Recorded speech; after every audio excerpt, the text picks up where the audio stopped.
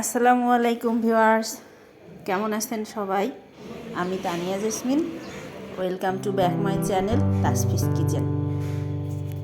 কম বেশি সবাই fried rice রান্না করতে পারেন, তবে কিছু টিপস আর ট্রিক্স জানা থাকলে তৈরি করা যায় রেস্টুরেন্টের স্বাদের ফ্রাইড রাইস। ফ্রাইড রাইস রান্নার জন্য আমি প্রথমে চিনি গুঁড়া চাল 80% সিদ্ধ করে নেব। আর সিদ্ধ করার সময় হালকা তেল দিলে ভাতটা ঝরঝরে হয়। রাইসটা ফ্রিজে রাখলে নর্মাল ফ্রিজে আরও বেশি ঝরঝরা হয় ভাজার সময়। আমি একটা ডিম আগেই ভেজে নিচ্ছি। যতটা রাইস সেই অনুপাতে ডিমটা ভেজে নিতে হবে। আমি আজ অল্প রাইস রান্না করব, এই জন্য একটা ডিম নিয়েছি।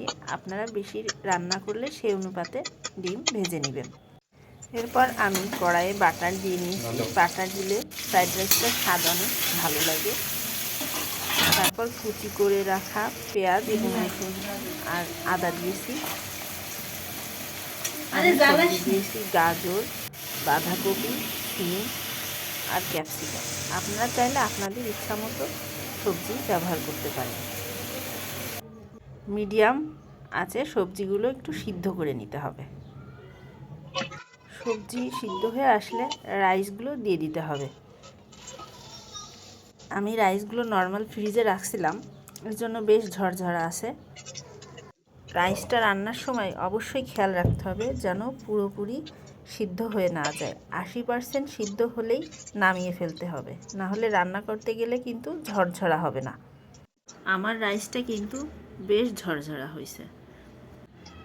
সবজিতে রাইসগুলো দেওয়া হয়ে গেলে হালকাভাবে নাড়াচাড়া করতে হবে। আমি একটু আস্তে আস্তে রাইসগুলো দিচ্ছি যেন চারিদিকে ছড়িয়ে না পড়ে। রাইসগুলো একটু নাড়াচাড়া করে স্বাদ মতো লবণ দিয়ে দিতে হবে। এরপর আমি আগে থেকে ভেজে রাখা ডিমটা দিয়ে দিচ্ছি এবং এ পর্যায়ে চুলার হিটটা কিন্তু মিডিয়াম থেকে একটু হাই হবে। এবং এ পর্যায়ে আপনারা চাইলে টেস্টি সল্ট দিতে পারেন, সয়া সস দেওয়া যেতে পারে। আমার বাসায় সয়া সস ছিল না, এই জন্য আমি সয়া সসটা দিইনি। এ পর্যায়ে আমি দিচ্ছি টমেটো সস। এই সময় চিলি সসও দেওয়া যায়। ফ্রাইড রাইসে টমেটো সস, চিলি সস আর সয়া সস দিলে খেতে অনেক মজার হয় এবং স্বাদটাও ভালো লাগে। সব রকম সস দেয়া হয়ে গেলে আমি এবার ভালোভাবে ভাতের সাথে সসগুলো মিশিয়ে দিব। এ পর্যায়ে একটু ভালোভাবে নাড়াচাড়া করতে হবে।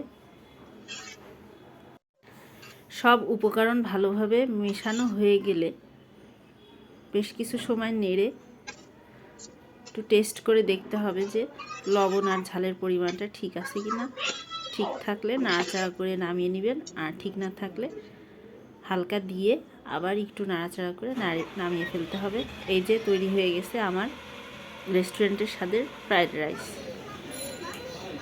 এতক্ষণ ভিডিওটি দেখার জন্য সবাইকে অনেক অনেক ধন্যবাদ।